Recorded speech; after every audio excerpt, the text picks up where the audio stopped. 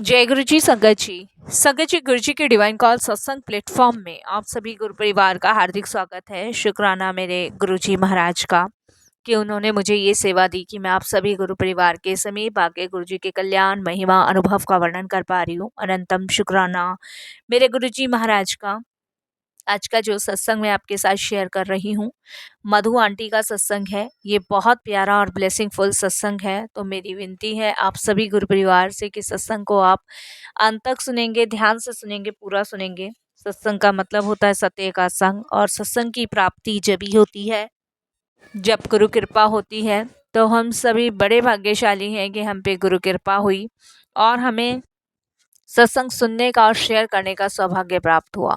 तो प्लीज़ साथ संगत जी बिना स्किप के सत्संग को ज़रूर सुनिएगा, बड़ी श्रद्धा भाव से सुनिएगा। इसके अलावा अगर आप भी अपने सत्संग अनुभव शेयर करना चाहते हैं तो हिंदी में साफ राइटिंग में आप अपना सत्संग लिखकर हमारी जीमेल आईडी पर सेंड कर सकते हैं, ताकि आपके द्वारा सुनाए गए सत्संग से जो भी गुरुजी महाराज की नई जुड़ने वाली संगत होगी उन्हें गुरुजी के कल्याण महिमा अनुभव के बारे में ज़्यादा से ज़्यादा पता चलेगा। सत्संग आपको पसंद आए तो आप इसको लाइक कीजिए, चैनल को सब्सक्राइब कीजिए, वीडियो को ज़्यादा से ज़्यादा संगत में शेयर ज़रूर कर दीजिएगा और बेल आइकन दबाना बिल्कुल भी नहीं भूलिएगा। जब भी कोई लेटेस्ट सत्संग आएगा उसका नोटिफिकेशन आपके पास आएगा। तो चलिए संगत जी, चलते हैं मधु आंटी के सत्संग की ओर। सत्संग शुरू करने से पहले करते हैं गुरु जी का मंत्र जाप। ओम नमः शिवाय, शिव जी सदा सहाय। ओम नमः शिवाय, गुरु जी सदा सहाय। जय गुरु जी संगत जी। संगत जी, आज मैं आपको एक ऐसा सत्संग सुनाने जा रही हूँ जिसे सुनकर आपकी रूह कांप जाएगी। पर ऐसा सत्संग जिसे सुनकर आप कहोगे गुरुजी बस आपकी रहमत है। ये सत्संग है संगत जी मौत के दरवाजे तक पहुंच चुकी एक बीमार बेटी का, जिसके घर वाले उम्मीद छोड़ चुके थे। डॉक्टर्स ने हाथ खड़े कर दिए थे, पर जहां उम्मीद खत्म हो जाती है वहीं से संगत जी गुरुजी महाराज का चमत्कार शुरू होता है। तो आप इसे बड़े ध्यान से श्रद्धा से जरूर सुनिएगा और शुक्राना कीजिएगा गुरुजी महाराज का। तो सुनते हैं गुरुजी का सत्संग। जय गुरुजी संगत जी। संगत जी, सबसे पहले गुरुजी महाराज के चरणों में कोटि कोटि नमन। सारी संगत जी को जय गुरु जी। संगत जी, ये सत्संग गुरुजी महाराज की कृपा से मुझे आज शेयर करने का मौका मिला है, तो उसके लिए गुरुजी का बहुत बहुत शुक्राना। गुरुजी के फिजिकल फॉर्म के टाइम का ये सत्संग है संगत जी, 2007 का, जब गुरुजी चोला छोड़ने से पहले गुरुजी ने मुझे अपनी शरण से लगाया। तो मैं भाग्यशाली हूँ कि गुरुजी से मैं ऐसे टाइम पे जुड़ी जब गुरुजी इस धरती पे फिजिकल फॉर्म में थे। तो मैं भाग्यशाली मानती हूँ, समझती हूँ अपने आप को। संगत जी, मैं बताती हूँ आपको गुरुजी के पास मैं कैसे गई। एक दिन संगत जी सर्दियों का टाइम था और मुझे नहीं पता मुझे क्या हुआ और मैं बेहोश होकर ज़मीन पे गिर पड़ी थी और घर वाले मुझे हॉस्पिटल लेके पहुँचे। तो डॉक्टर्स बोले इसके बॉडी के अंदर एक इन्फेक्शन है जो पूरे शरीर में इसके फैल चुका है। डॉक्टर्स का कहना था ये ऐसा इन्फेक्शन है जो पूरी की पूरी तरह इसके ब्लड में मिक्स हो रहा है और दिन प्रतिदिन ये इन्फेक्शन इसका बढ़ ही रहा था। लेकिन अब जब बॉडी को बिल्कुल इस इन्फेक्शन ने घेर लिया है तब इसकी हालत क्रिटिकल हुई है और आपके पास 24 घंटे हैं, और अगर 24 घंटे में कोई रिस्पांस देती है तो अच्छी बात है, नहीं तो हम कुछ नहीं कह सकते। प्रेयर फॉर द बेस्ट, उन्होंने सिर्फ प्रार्थना करने के लिए कहा। बस संगत जी, यही सुनकर घर में चीख पुकार मच गई। मम्मी रोने लगी, रो रो के उस टाइम बेहाल हो गई थी। और संगत जी हस्बैंड जो थे वो भगवान से उस समय प्रार्थना ही कर रहे थे कि बस मेरी वाइफ को ठीक कर दो। बट संगत जी उस टाइम मैं आईसीयू में अकेली थी और मशीन पर लेटी हुई थी। मेरी बस, मुझे इतना पता है, थोड़ी बहुत सांस चल रही थी, थोड़ा बहुत होश था, बाकी मेरे अंदर कुछ भी नहीं था उस टाइम। तो संगत जी मेरा एक बस छोटा सा बेटा ही था और मेरी फैमिली उस समय बहुत दुखी थी कि अचानक से ऐसा कैसे हो गया, किसी को कुछ समझ नहीं आ रहा था। पूरी फैमिली इधर उधर संगत जी दौड़ रही थी तब हमारे चाचा जी ने गुरुजी के बारे में मेरी मदर को बताया था, और तब मेरी मदर ने मेरे हस्बैंड और मेरे इन लॉज को बताया था कि एक ऐसे गुरुजी हैं और दिल्ली में ही हैं, तो आप जो है मधु को लेके यहाँ दिल्ली में आ जाओ। तो संगत जी, मेरे हस्बैंड ने तो उस टाइम मना कर दिया था कि अभी मधु की हालत बहुत क्रिटिकल डॉक्टर बता रहे हैं और अभी इसको दिल्ली लाना ठीक नहीं होगा। बट संगत जी, हम लोग सहारनपुर रहते थे और डॉक्टर्स ने ये भी कहा था कि देखो, अगर आप दिल्ली ले जा रहे हो तो बड़े रिस्क पे आप लेके जा रहे हो और हम कुछ कह नहीं सकते, बाकी आपकी मर्जी है। तो संगत जी, डॉक्टर्स ने तो देखिए अपनी तरफ से मना ही कर दिया था, बट मेरी मम्मी बार बार इस चीज़ के लिए कह रही थी कि आप ले आओ ले आओ। इस बात को लेके मेरे हस्बैंड और मेरे मायके वालों में थोड़ी सी कहासुनी हो गई थी कि मेरी वाइफ बीमार है और आप इतनी ज़िद कर रहे हो। बट संगत जी, ठीक है, वो भी देखो एक माँ है और उन्होंने मुझे पाला है, पोसा है, इतना बड़ा किया है, तो कहीं न कहीं उनकी फ़िक्र भी मुझे नज़र आ रही थी। बट संगत जी, मेरे इन-लॉज़ भी इस चीज़ से थोड़ा-सा गुस्सा हो गए कि हम इलाज नहीं करवा रहे क्या? हम ये नहीं कर रहे क्या? जो कि वो लोग ऐसे कर रहे हैं। बट संगत जी, मैं ना उस समय हस्बैंड को समझाने लायक थी और ना ही सास-ससुर को, क्योंकि मैं तो खुद ही अपनी बीमारी में उलझी हुई थी।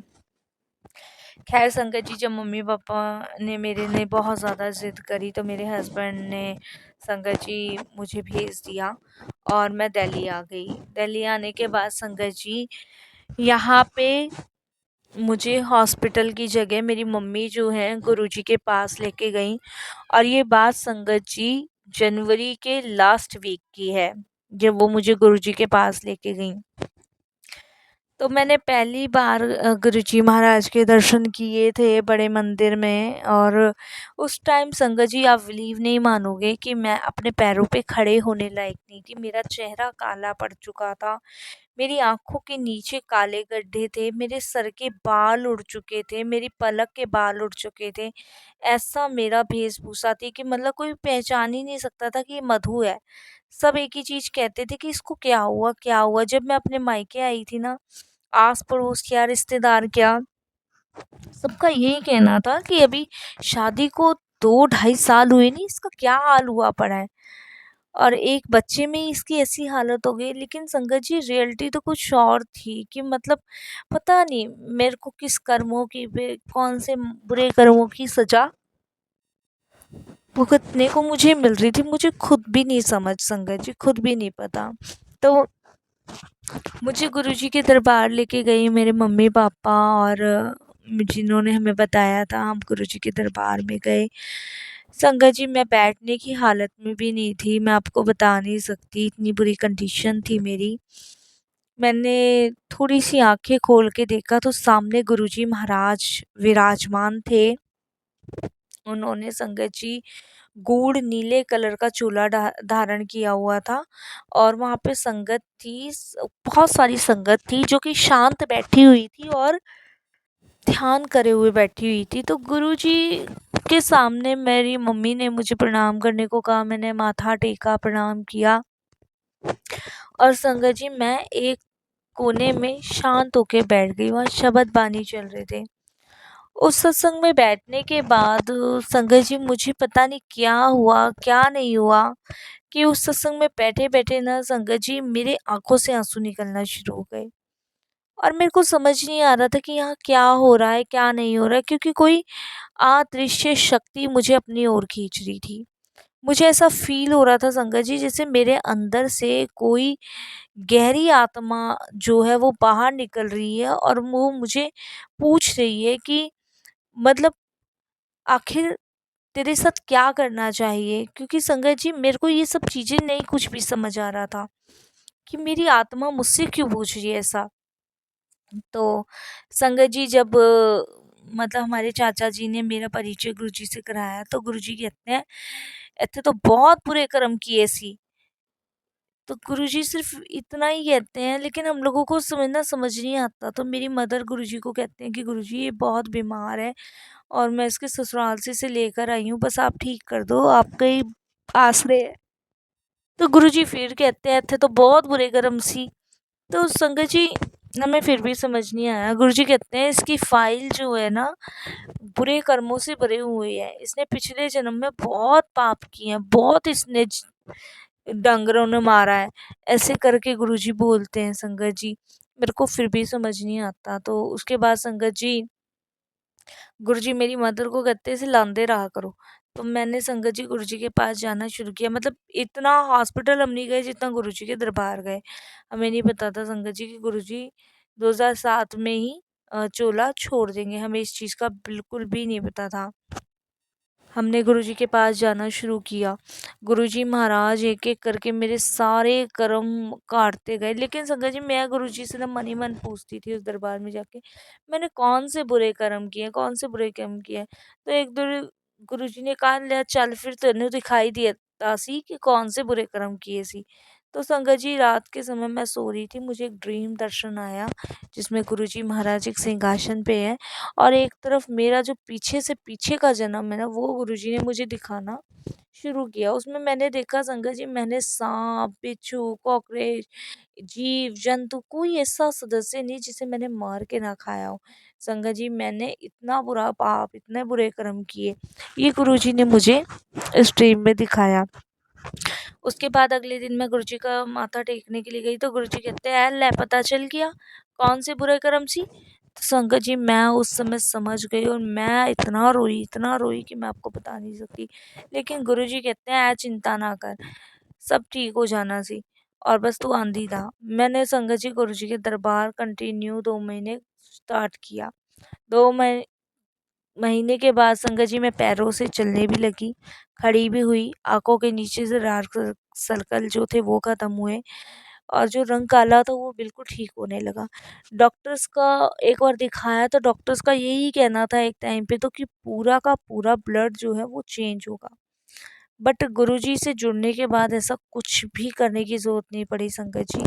गुरुजी महाराज ने ऐसा ठीक किया कि मैं आज देखो अपना शुक्राना सत्संग शेयर कर पा रही हूँ। ये सिर्फ गुरुजी की मेहर है, गुरुजी की कृपा है। हमें नहीं पता संगत जी कब गुरुजी महाराज हमें अपने से जोड़ते हैं, कष्ट काटते हैं, हमारी हर एक इच्छाएं पूरी करते हैं, हमें खुद भी नहीं पता।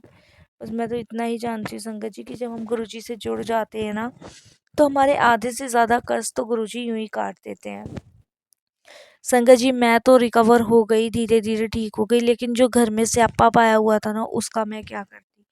तो उसके लिए भी गुरुजी ने संगत जी, आप विश्वास नहीं करोगे, मेरे हस्बैंड को ठीक किया संगत जी। मेरे हस्बैंड बहुत गुस्से में थे, उनका कॉल भी नहीं, उनसे बात भी नहीं, कुछ भी नहीं था संगत जी। मेरे हस्बैंड को मेरी मदर ने कॉल किया और हालचाल पूछा तो मेरे हस्बैंड ने ठीक से वेव नहीं किया।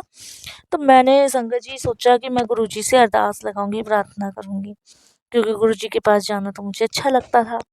तो मैंने संगत जी देखिए अरदास क्या लगाई, कोई कहेगा कि ऐसी अरदास कौन लगाता है। मैंने कहा गुरुजी मैनू ससुराल छड्डनी पड़ जाए लेकिन आपका दर ना छोड़ना पड़े। मैं ससुराल नहीं जा सकती लेकिन आपको नहीं छोड़ सकती। मैंने गुरुजी से वहाँ ये अरदास लगाई। इस पे गुरुजी इतना मुस्कुराए ना उस सत्संग में। बहुत जब सत्संग की सभा बैठती थी ना तो गुरुजी किसी को भी कहते थे कि सत्संग सुनाओ। तो उस समय गुरुजी ने मुझे भी कहा चल मधु आंटी अपना सत्संग सुना। तो मैं सत्संग समझ नहीं आता था क्या सुनाऊं। तो ऐसे पे गुरुजी बोलते थे अते ये कुड़ी पता है की मांग सी। तो गुरुजी बताते थे ये अपने घर परिवार नु छोड़ के मैनू मांगती सी। तो संगत जी ये सच्ची है, मैंने परिवार को कभी नहीं मांगा, मैंने गुरुजी को गुरुजी से मांगा। क्योंकि मेरे को गुरुजी के पास आना अच्छा लगता था, गुरुजी से बातें करना अच्छा लगता था, गुरुजी के सत्संग सुनना बहुत पसंद था, गुरुजी की महिमा पसंद थी। मतलब गुरुजी के फेस में ना एक ऐसी चमक थी जो कि संगत जी अपने आप ऑटोमेटिक इंसान को अपनी तरफ खींच लेती थी। तो वही कहीं न कहीं संगत जी मुझे चीज़ें खींचती चली जा रही थी, खींचती चली जाती और मेरा मन ही नहीं था कि मैं वहाँ से जाऊँ। बट संगत जी देखिए मायका तो मायका होता है, ससुराल ससुराल ही होती है। तो आप विश्वास नहीं मानोगे संगत जी, जब मम्मी ने टेस्ट करवाया तो उन्होंने मेरे टेस्ट रिपोर्ट जब आई तो संगत जी मेरे जो फेफड़े, लीवर, किडनी का नुकसान हुआ था ना, जो कि मेरे इन्फेक्शन जो फैला था वो 80% गायब हो चुका था। आप विश्वास नहीं मानोगे।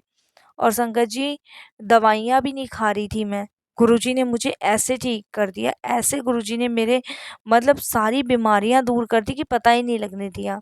संगत जी आप विश्वास नहीं मानोगे, लोग तो ये तक कि कहते थे कि मैं मरने वाली थी, लेकिन मैं आज जिंदा हूँ ना तो गुरुजी की कृपा से। बीमारी तो संगत जी एक बहाना था, सच बता रही हूँ मैं आपको। गुरुजी ने एक बेटी को मौत के मुंह से निकाल कर ये सिखाया कि जिंदगी उसी की है जो हर पल गुरुजी को याद करता है, जो हर पल गुरुजी का शुक्राना करता है। बाकी समय तो वेस्ट है संगत जी, बाकी समय सारा वेस्ट है। संगत जी सत्संग सुनकर आज मुझे एक बात समझ आती है, जब भी मैं सुनती हूँ ना कि गुरुजी जब तक कहना नहीं चाहते आपका एक बाल भी हिल नहीं सकता। जब तक गुरुजी हैं तब तक आपका कोई कुछ नहीं बिगाड़ सकता, कोई भी कुछ। और आज मैं बिल्कुल ठीक हूँ तो इसके लिए मैं सिर्फ गुरुजी का शुक्राना करती हूँ, तहे दिल से शुक्राना करती हूँ। संगत जी मेरे हस्बैंड मुझे लेने नहीं आ रहे थे गुस्से की वजह से। आप यकीन नहीं मानोगे, गुरुजी के सामने जब मैंने अरदास लगाई ना कि गुरुजी ना ही लेने आए तो ठीक है, मैं आपका दरबार नहीं छोड़ सकती। मेरे हस्बैंड संगत जी ऐसे दौड़े चले आए कि जैसे मतलब गुरुजी ने उन्हें बुलाया। मेरे हस्बैंड कहते हैं कि मैं ऑफिस गया था, मेरे हस्बैंड का भी ये सत्संग है कि उस दिन मैं ऑफिस गया और पता नहीं मुझे क्या हुआ और मुझे लगा कि मुझे आज मधु को लेके आना चाहिए और मैं तुझे लेने आ गया। तो संगत जी कैसे गुरुजी ने जोड़ा, हम गुरुजी के दरबार भी उनको लेके गए, उन्होंने भी माथा टेका, शांति मिली, सुकून मिला। इस तरीके से संगत जी हमारी जर्नी गुरुजी के साथ शुरू हुई। और जब गुरुजी ने फिजिकल फॉर्म छोड़ा, अपना चोला छोड़ा, उस समय हम बहुत सैड हुए, दुखी हुए, परेशान हुए। मुझे तो यही लगा जैसे मेरा सब कुछ उजड़ गया हो, मैं तो अपने होशो-हवास में नहीं थी। लेकिन गुरुजी ने ऐसे संभाला कि मानो संगत जी की सारे कष्ट ही दूर हो गए हों। और गुरुजी ने ऐसा फ़ील कराया कि वो कहीं नहीं गए हैं, वो हम लोगों के साथ ही हैं। वो हर पल अपने होने का एहसास हमें कराते रहे, अपनी फ्रेग्रेंस से अपनी अनुभूति कराते रहे। और आज भी संगत जी जब सहारनपुर से मैं मेरे हस्बैंड दर्शन के लिए आते हैं ना गुरुजी के दरबार, आप बिलीव नहीं करोगे संगत जी कि मतलब हमें वही फ़ील होता है जो पहले फ़ील हुआ था। गुरुजी से संगत जी जब तक गुरु 2007 में जुड़ी थी और जब तक गुरुजी फिज़िकल फ़ॉर्म में था तब तक तो आती थी। जब एक बार पता चला गुरुजी नहीं रहे, तो उस समय संगत जी टूट गए, बिखर गए कि अब क्या होगा। लेकिन ऐसे में भी गुरुजी ने हिम्मत हमारी बांधी, बख्शा कि मैं कहीं नहीं हूँ, ਇੱਥੇ ही हूँ, ਤੁਹਾਡੇ ਨਾਲ ही हूँ। तो संगत जी गुरुजी हमारे सबके साथ ही हैं। और मैं थोड़ी-थोड़ी पंजाबी बोल लेती हूँ, थोड़ी-थोड़ी हिंदी बोल लेती हूँ, ये भी गॉड गिफ्ट है मुझे और ये गुरुजी की मेहर है। तो संगत जी बस उनका धन्यवाद प्रकट करती हूँ, तहे दिल से उनका धन्यवाद प्रकट करती हूँ। यही कहती हूँ कि गुरुजी जिससे आपने मुझे मेरी ज़िंदगी लौटाई है, मौत के मुँह से खींच के मुझे वापस निकाला है। मैं तो कब की ख़त्म हो जाती संगत जी, मेरे शरीर में तो कुछ नहीं था, मैं आपको बताऊँ, कुछ भी नहीं था। लीवर, किडनी और संगत जी सब कुछ मेरा ख़राब हो रहा था क्योंकि संगत जी मेरे इन्फेक्शन इतना फैल गया था। बट गुरुजी ने जो मौत के मुँह से मुझे निकाला है, उसके लिए उनका बारंबार शुक्राना करती हूँ। और यही कहती हूँ संगत जी कि कहीं मत भटको, मालिक के दरबार में जाओ, वहीं आप सही हो जाओगे। और यही एक गुरु मंत्र है और यही उपाय है। आपका 1 रुपया नहीं लगेगा संगत जी और आपकी दवाई गुरुजी बन के आ जाएँगे। गुरुजी के लंगर प्रसाद में इतनी शक्ति है, इतनी ताकत है ना कि वही आपकी दवाई है, वही आपकी ब्लेसिंग्स है, वही सब कुछ है। संगत जी जब भी गुरुजी के कोल जांदे हो ना, तो बस अपना दिमाग ना चलाओ, तर्क-वितर्क ना करो, सब कुछ गुरुजी के हाथ सौंप दो। और फिर देखो आपको कैसे गुरुजी सँभालते हैं, कैसे आपके सारे कष्ट दूर करते हैं। बस मैं यहीं सत्संग को भी विराम करूँगी, गुरुजी के मंत्र जाप से यही अरदास करूँगी कि गुरुजी ऐसे ही अपने साडे कोल लगाए रखना सी और ऐसे ही अपनी कृपा बनाए रखना। ओम नमः शिवाय, शिव जी सदा सहाय। ओम नमः शिवाय, गुरु जी सदा सहाय। जय जय गुरु जी, धन धन गुरु जी, वाह वाह गुरु जी, शुक्राना गुरु जी, अनंतम अनंतम आपका कोटि दान शुक्राना मेरे मालिक, मेरी ज़िंदगी को लौटाने के लिए, मुझे जीवन देने के लिए बहुत बहुत शुक्राना। आज भी आपकी सेवा में हूँ, कल भी आपकी सेवा में हूँ, आने वाले सातों जन्म आपकी सेवा में हूँ। जय गुरु जी।